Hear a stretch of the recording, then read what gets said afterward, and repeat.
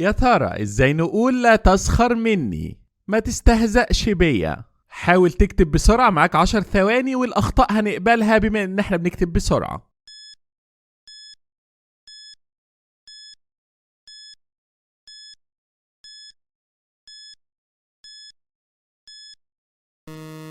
تمام كده.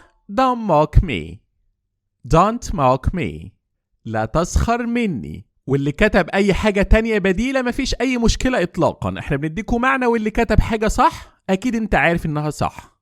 طيب يا ترى ازاي نقول أنا لا أستحق ذلك؟ أنا ما استحقش ده. فكر بسرعة واكتب بسرعة.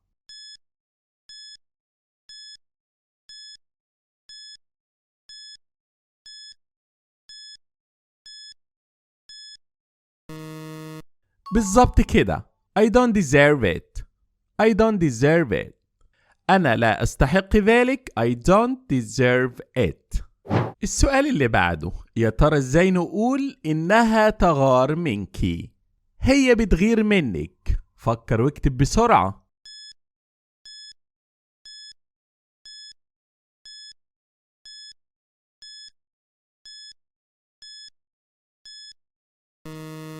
صح كده، ممتاز.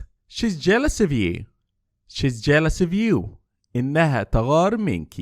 She is jealous of you. السؤال اللي بعد كده، يا ترى ازاي نقول هل تسخر مني؟ هو انت بتستهزأ بيا؟ يلا فكر واكتب.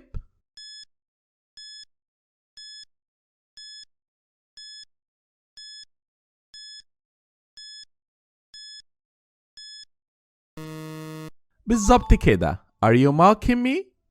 Are you mocking me؟ هو انت بتسخر مني؟ Are you mocking me؟